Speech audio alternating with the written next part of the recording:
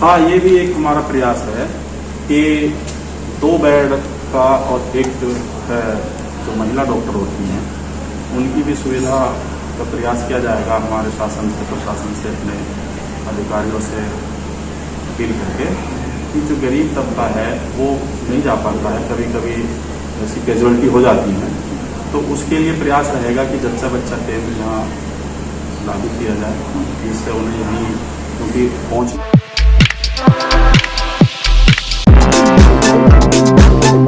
For information on the news around you, keep watching Face Talk YouTube channel. Subscribe to the latest news and press the bell icon.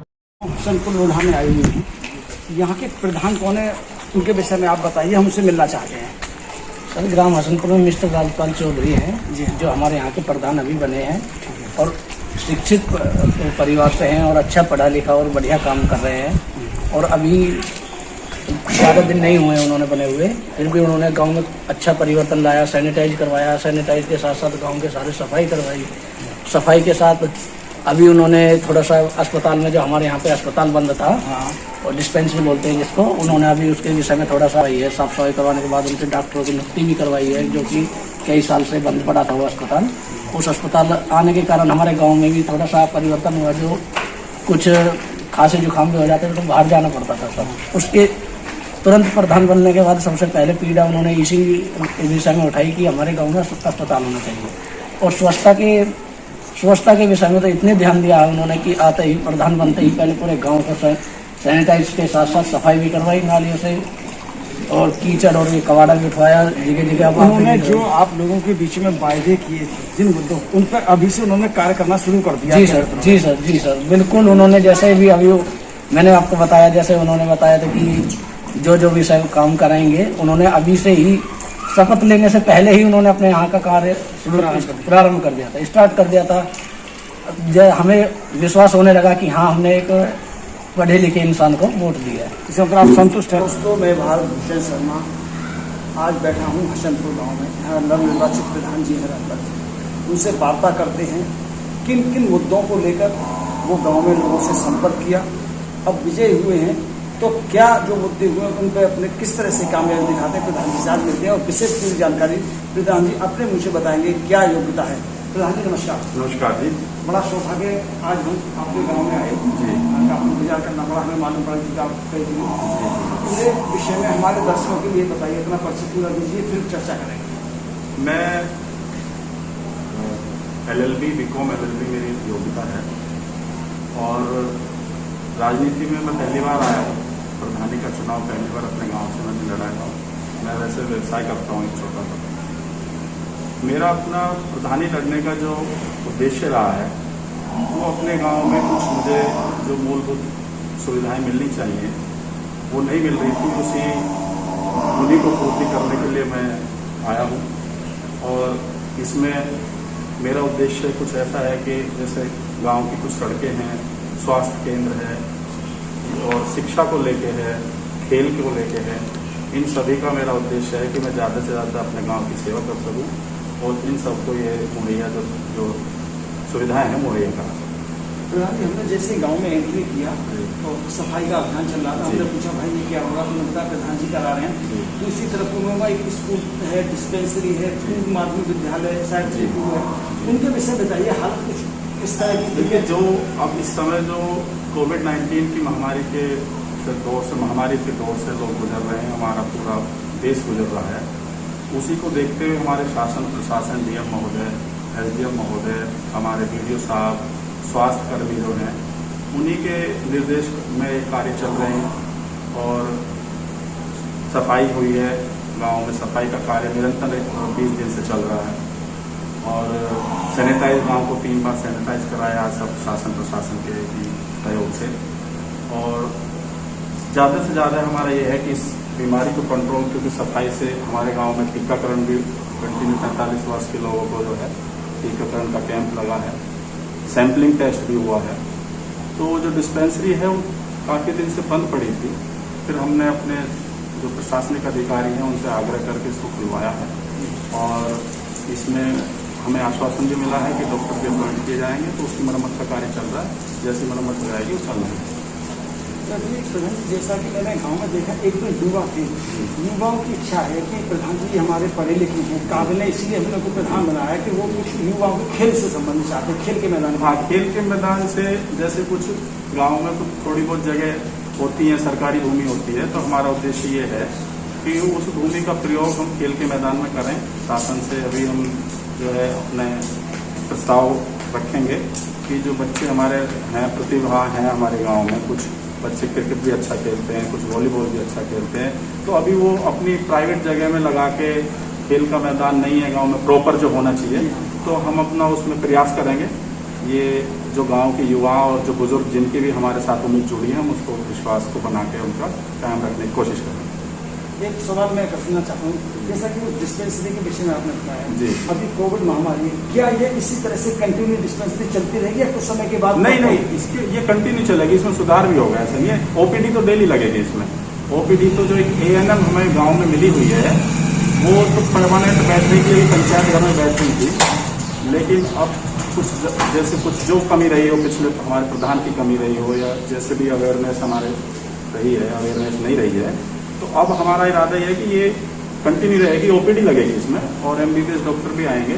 कोई विशेष वो होगा तो उसके लिए भी प्रयास किए जाएंगे कि हम ज़्यादा से ज़्यादा स्वास्थ्य को लेकर वो कर सकें। अच्छा प्रधान जी, गांव में आबादी बढ़ती जा रही है, शहर की तरह गांव में विकसित होते जा रहे हैं, विवाहों से संबंधित होता है कि क्या होता है, जैसे शहर में एक सामुदायिक केंद्र बने हुए होते हैं, आपका गांव लंबा चौड़ा है, काफी क्षेत्र बराबर, उस विषय में क्या अभी कोई विचारधारा रखेंगे सामुदायिक केंद्र से संबंधित, या इसी तरह से चलता रहेगा? नहीं, हमने अपनी कार्य योजना में, हमने अपने जो उसमें कार्यकाल में ये लिया हुआ है कि हम एक सामुदायिक केंद्र, एक पुस्तकालय और पानी की टंकी, क्योंकि अब क्या है कि हमारा गांव इंडस्ट्रियल एरिया से लगा हुआ है, तो पानी दूषित है यहाँ पर, तो हमारा ये भी रहेगा, प्रयास रहेगा कि हम एक पानी की टंकी जो है सप्लाई की दे सकें लोगों को, जिससे दूषित पानी ना पिए और बिल्कुल शुद्ध पानी पिए।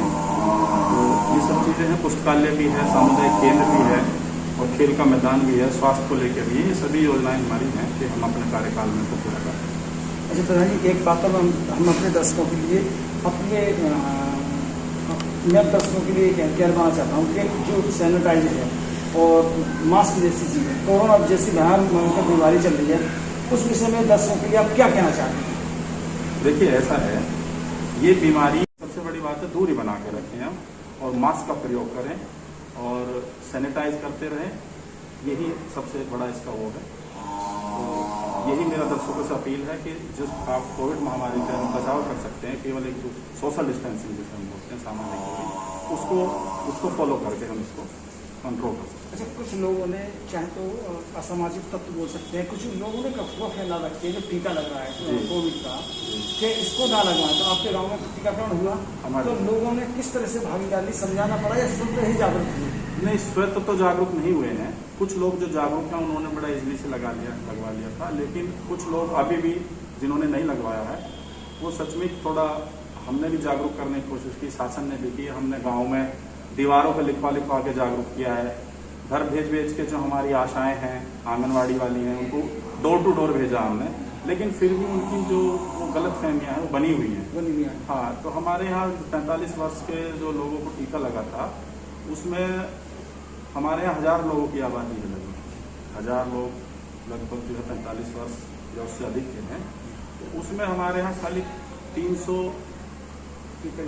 के आसपास लगे हैं, और कुछ लोग बीमार भी थे, तो इसमें वो भी है कि बीमार लगभग आप मान के चले कि 1/4 आदमी बीमार भी रहे हैं, बुखार कम रहा हो, ज़्यादा रहा हो, खांसी रही है, लक्षण रहे हैं, तो वो भी एक कारण है कि उसमें उस वजह से भी नहीं लगे हैं।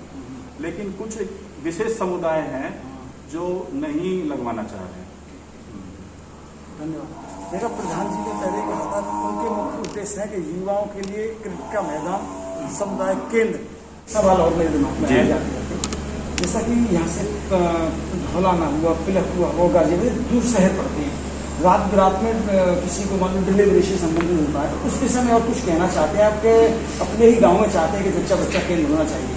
हाँ, ये भी एक हमारा प्रयास है कि 2 बेड का, और एक जो महिला डॉक्टर होती हैं उनकी भी सुविधा का प्रयास किया जाएगा हमारे शासन से, प्रशासन से, अपने अधिकारियों से अपील करके, कि जो गरीब तबका है वो नहीं जा पाता है, कभी कभी ऐसी कैजुअलिटी हो जाती है, तो उसके लिए प्रयास रहेगा कि जच्चा बच्चा केंद्र यहाँ लागू किया जाए, जिससे उन्हें यहीं, क्योंकि पहुँचने में लग जाता है, डोलाना नज़दीक पड़ता है, गाजियाबाद है, लेकिन फिर भी आप मान के चले ट्रैफिक का दौर यातायात के कारण घंटा एक लग जाता है, तो वो बड़े मुश्किल, एक तो कैजुअलिटी ऐसी है कि उसमें मुश्किल दौर से गुजरना पड़ता है। तो हमारा प्रयास रहेगा कि हम उसको भी।